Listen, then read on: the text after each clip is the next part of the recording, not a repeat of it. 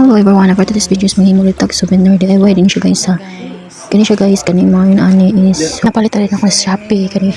Naman ako siya palit guys. So muna akong DIY ron, ako ang maghimo ani tanan. Kay para makatipid ta kay kabalo mo guys, kung di mo nagatipid kanang magpahimo mo ani is mahal siya magpahimo mo ani. Siguro nasa 1,000 depende sa mga pila ka book niyo gipahimo. Di ba na siya guys ang price ana nga.